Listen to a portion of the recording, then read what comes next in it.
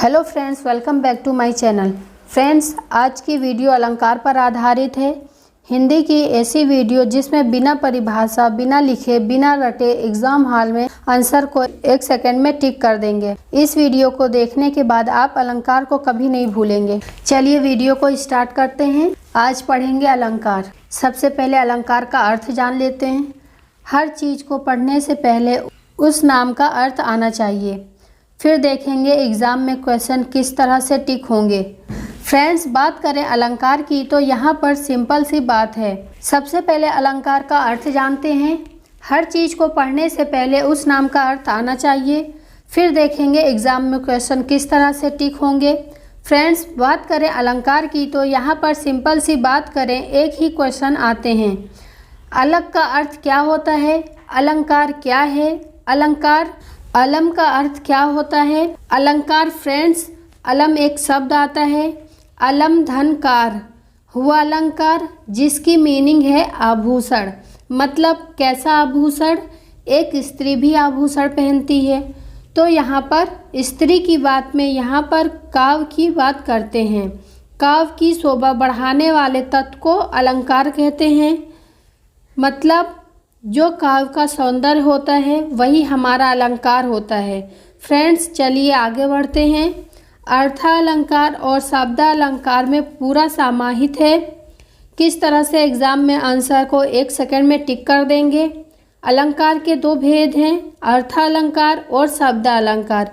अगर क्वेश्चन में आ जाए तो 3 भेद भी माने जाते हैं, लेकिन मुख्यतः की बात करें जिसमें अलंकार को अर्थालंकार और शब्दालंकार में डिवाइड करते हैं।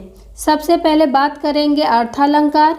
अर्थालंकार में अर्थ का मतलब होता है अर्थ के आधार पर और शब्द का अर्थ होता है शब्द के आधार पर। उपमा अलंकार। उपमा अलंकार उपमा अलंकार में याद रखना है। उपमा अलंकार एक कॉन्सेप्ट में याद रखना है। फ्रेंड्स, कोई भी ट्रिक नहीं है। जब पंक्ति में योजक चिन्ह कहाँ पर आता है? योजक चिन्ह विराम चिन्ह का हिस्सा है। योजक चिन्ह को हम कहते हैं डैश। जहाँ पर डैश आ जाए, योजक चिन्ह आ जाए और शब्द में सा सी से आ जाए या सरिस आ जाए तो वहाँ पर उपमा अलंकार होता है। एग्जाम्पल के तौर पर 2 एग्जाम्पल लेंगे सभी के। जैसे मुख चंद्रमा सा सुंदर है। एक एग्जाम्पल दे के पूछा जाता है ये कौन सा अलंकार है। कॉन्सेप्ट क्लियर होगा। अगर बीच डैश आ जाए तो या फिर सा सी से आ जाए तो समझ जाइएगा फ्रेंड्स, वहाँ पर उपमा अलंकार है। ये बात आपको याद रखनी है। एक बात और याद रखनी है फ्रेंड, हर डैश वाला अलंकार उपमा अलंकार नहीं होता। आगे वाली स्लाइड में आप कंफ्यूज होंगे तो क्लियर हो जाएगा। दूसरा यहाँ पर एग्जाम्पल लेते हैं। कर कमल सा कोमल है, यानी अगर डैश आ जाए, योजक आ जाए और शब्दों की बात करें सा सी से आ जाए तो समझ जाइएगा फ्रेंड्स, इनमें से कोई एक शब्द आ जाए तो डायरेक्ट आपको उपमा अलंकार टिक कर देना है। हमारा नेक्स्ट पॉइंट है अर्थालंकार। अर्थालंकार में अगला पॉइंट आता है रूपक अलंकार। फ्रेंड्स, बात करें, हमने कहा उपमा अलंकार। उपमा अलंकार डैश आता है और उपमा अलंकार में दूसरा कॉन्सेप्ट क्या है? सा सी से और सरिस आता है। अर्थालंकार में अगला पॉइंट आता है हम रूपक अलंकार को कैसे पहचानें। रूपक में बच्चे मात खा जाते हैं, ये 100% कह सकते हैं। बस आपको रूपक और उपमा एक साथ रख लेना है। जब पंक्ति में योजक चिन्ह आ जाए और सा सी से ना आए तो आपको रूपक अलंकार पर टिक करना है। उपमा अलंकार मेरा यह कहता था कि अगर डैश योजक चिन्ह आए और उसके साथ सा सी से आए हम उपमा अलंकार पर टिक करेंगे, और रूपक हमारा उल्टा कहता है कि योजक चिन्ह तो आए लेकिन सा सी से ना आए तो हम रूपक पर टिक लगाएंगे। अब एग्जाम्पल देख लेते हैं।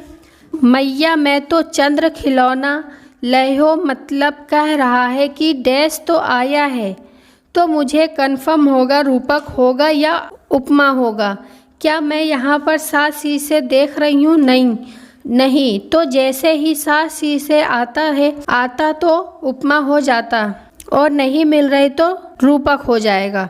चरण कमल बंदो हरिराई एग्ज़ाम में बहुत बार पूछे जाते हैं।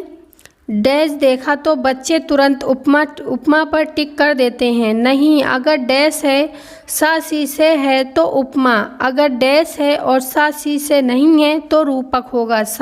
समझ गए फ्रेंड्स। अर्थालंकार में अगला पॉइंट है उत्प्रेक्षा अलंकार।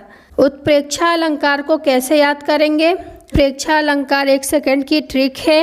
अगर एग्जाम्पल में जनु मनु मनहु मानो जानो आदि शब्द आते हैं तो समझ जाइएगा फ्रेंड्स उत्प्रेक्षा अलंकार होगा। एग्जाम्पल के तौर पर ले चला साथ में तुझे कनक जो भिक्षुक लेकर स्वर, तो यहाँ पर क्या आया है? क्या आया है? जो आया है। जो यहाँ पर तो है नहीं। जैसे मनु जनु मनहु मानो जानो ज्यो त्यो, आगे से ज्यो त्यो और लिख लीजिए फ्रेंड्स, क्योंकि ऐसे सभी शब्द आते हैं। जैसे नेत्र मानो कमल है, नेत्र मानो कमल है, तो मैं आसानी से कह सकती हूँ अगर मनु जनु मनहु मानो जानो ज्यो त्यो अगर आता है, ये 6-7 वर्ड आते हैं तो उत्प्रेक्षा अलंकार होगा। क्लियर हो गया फ्रेंड्स।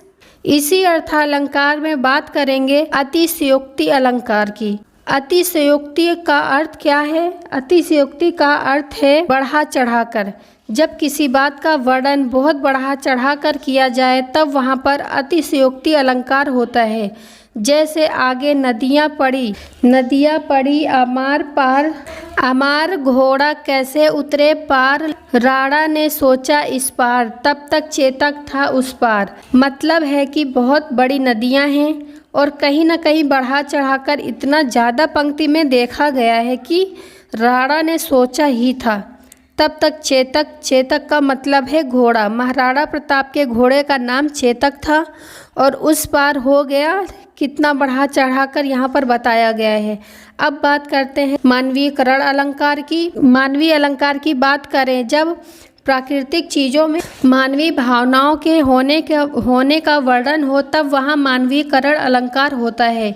जैसे प्रकृति के द्वारा ईश्वर के द्वारा दी गई चीज़ें उसमें मानव का स्वरूप दिखे तो वह मानवीय अलंकार होता है। जैसे फूल हंसे कलियाँ मुस्कुराई। जैसे क्या फूल हंस सकते हैं? कलियाँ मुस्कुरा सकती हैं? ऐसे लग रहा है जैसे किसी व्यक्ति की बात कर रहा है, वहाँ पर मानवीयकरण अलंकार होगा। 3 अलंकार जो एग्ज़ाम में पूछे जाते हैं, अनुप्रास, यमक, श्लेष। इन तीनों अलंकार को पढ़ते हैं फ्रेंड्स। सबसे पहले देख लेते हैं अनुप्रास अलंकार। अनुप्रास अलंकार का अर्थ होता है वर्ण। वर्ण जब बार बार आए तो वहाँ पर अनुप्रास अलंकार होगा। वर्ण जब बार बार आता है तो वहाँ अनुप्रास अलंकार होता है। ध्यान रखिएगा फ्रेंड्स, यहाँ वर्ण की बात कर रहे हैं, केवल वर्ण। जब वर्ण बार बार चंद्र की चंचल किरणें खेल रही थी जल थल में। यहाँ पर 4 शब्द देखिए फ्रेंड्स कितनी बार आए हैं। 4 शब्द कितनी बार आया है? चा ही हमारा अनुप्रास अलंकार है। मधुर मधुर मुस्कान मनोहर मनुज वेश का उजियाला। माँ वर्ण कितनी बार आ रहा है फ्रेंड्स? जहाँ पर एक ही वर्ण बार बार आए वहाँ पर अनुप्रास अलंकार होता है। नेक्स्ट है यमक अलंकार। अभी हमने ऊपर देखा जब वर्ण आवृत्ति होती है तो वहाँ पर यमक अलंकार ना होकर अनुप्रास अलंकार होता है। जहाँ शब्द अलंकार की भाव में ज़्यादा बार आता है, एक शब्द अधिक बार आए उसमें अर्थ अनेक होते हैं तो वहाँ यमक अलंकार होता है। जैसे काली घटा का घमंड घटा। काली घटा का घमंड घटा, इसमें कोई शब्द बार बार आ रहे हैं। वर्ण क्या होते हैं? कोई सिंगल वर्ड हो या ये वर्ण होता है, वर्णों से मिलकर कोई बनता है तो क्या बनता है? शब्द बनता है। जहाँ शब्द, इसको अंडरलाइन कर लीजिए फ्रेंड्स, जब शब्द बार बार रिपीट हो तो वहाँ पर यमक अलंकार होता है। कली घटा का मतलब है यहाँ पर एक घटा, कली घटा का घमंड घटा। एक घटा का अर्थ है बादलों की घटा और एक घटा का मतलब है कम हो जाना। अर्थ अलग अलग है पर शब्द एक है। कनक कनक ते 100 गुनी मादकता अधिकाय, या खाए बोराए नर या पाए बौराए। ये भी दो शब्द हैं, एक ही अर्थ अनेक हैं। कनक का धतूरा, कनक का सोना, यहाँ पर एक ही शब्द है पर अर्थ अनेक है, तो यमक अलंकार होगा। लास्ट है हमारा श्लेष अलंकार। एक शब्द के अनेक अर्थ होते हैं। एग्जाम्पल देख लेते हैं फ्रेंड्स।